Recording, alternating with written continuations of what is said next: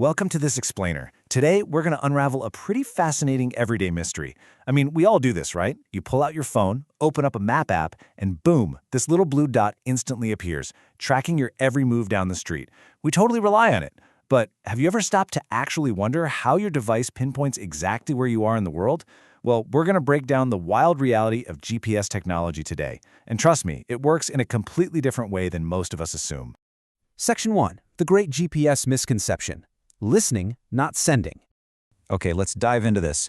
When you open your map app and that location dot pops up, it is so incredibly easy to picture your smartphone acting like this high-tech beacon. We tend to visualize our devices actively shooting a signal up through the clouds, bouncing off a satellite in deep space, basically screaming out, "Hey, here I am." We just assume there's this constant two-way conversation happening between your pocket and orbit. But actually, that visualization is completely backwards. Take a look at this quote from our source material, because it absolutely shatters that illusion. Your phone doesn't actually send a signal to space to find you. Seriously, read that again. Your device is not transmitting your location up to the cosmos. It's not beaming a laser pointer at a satellite. In the context of finding your location, your smartphone is literally entirely silent. It is a one-way street, and your phone is strictly on the receiving end. So the crucial point is that your phone is merely a passive listener. Instead of shouting out its location, it is quietly, constantly listening to atomic clocks ticking overhead. Yep, that's the secret. It's not looking for a giant map in the sky, it's literally just listening for the time. Now you might be wondering, how on earth does listening to a clock floating in space tell your phone that you're standing on the corner of 5th and Main? Well, to understand that, we need to bring this back down to Earth. Section 2. Lost in a foggy forest. A GPS analogy. I want you to close your eyes for just a second and imagine you are completely lost in a massive, incredibly dense, foggy forest. I'm talking about the kind of fog where everything is just a hazy gray and you can't even see your own hand stretched out in front of your face. You've got zero landmarks, you have absolutely no idea which way is north, south, east, or west. You can't send a flare up, you can't walk to find help, you literally just have to stand there and listen. And this brilliantly illustrates exactly how your phone finds itself.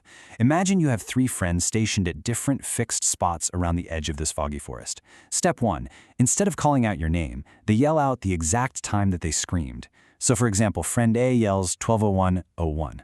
Step 2, you just listen. You hear friend A's voice, then maybe friend B's voice a split second later, and friend C's voice after that.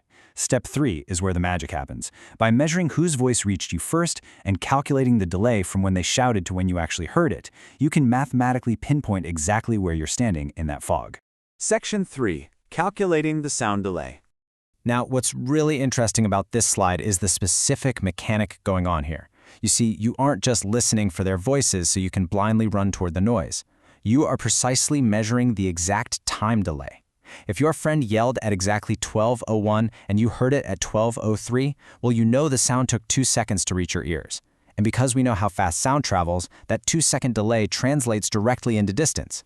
Boom, you now know exactly how far away you are from that first friend. The scientific name for this exact mathematical process is trilateration. When you measure the time delay of signals from multiple fixed spots, you calculate your distance from each of those spots. So one friend tells you you're, say, a mile away from them, which puts you anywhere on a 1-mile circle around them. A second friend gives you a second circle, narrowing your location down to where those 2 circles overlap. But when you add that third friend's time delay, those 3 circles intersect at only one single exact spot. You have officially pinpointed your location through trilateration. Section 4. From friends to satellites. Satellite GPS. So, we've solved the puzzle in the foggy forest. Let's move to and see how this builds directly into real-world GPS technology. Because honestly, once you grasp how those 3 friends shouting the time can rescue you from the fog, you already perfectly understand the fundamental mechanics of the global positioning system. We really just need to upgrade our equipment. Over on the left side, we had our friends at fixed spots shouting the time through the forest. On the right side, we swapped those friends out for satellites in orbit. The satellites become our fixed spots, and instead of shouting with their human voices through fog, these satellites are constantly transmitting radio signals through space, right down to Earth. And just like you standing in the forest, your smartphone is quietly listening to those signals, just waiting to hear what time it was when the satellite shouted. Section 5. Clocks in the sky. Atomic clocks. Which brings us to the final and probably most crucial piece of the puzzle here. When you're measuring the delay of sound in a forest, a regular, everyday wristwatch might do the trick. But radio signals from space, those travel at the speed of light. So if your phone's calculation of that time delay is off by even a tiny fraction of a millisecond, the resulting distance calculation is going to be off by miles, and your blue dot on the map would be jumping into the middle of the ocean. That is exactly why we can't use regular stopwatches. To make this global trilateration work, we need hyper-accurate timepieces. The stopwatches your friends used in the forest are replaced by incredibly precise atomic clocks. These satellites are essentially just giant flying atomic clocks ticking away overhead, constantly broadcasting their exact time down to Earth. Your phone listens to at least 3 or 4 of these atomic clocks simultaneously, measures the microscopic delay of their signals arriving, and calculates the distance. It's wild. It is such a beautifully elegant system disguised as just everyday convenience. You aren't beaming your identity out into the void. You are mathematically catching whispers of time, traveling at the speed of light.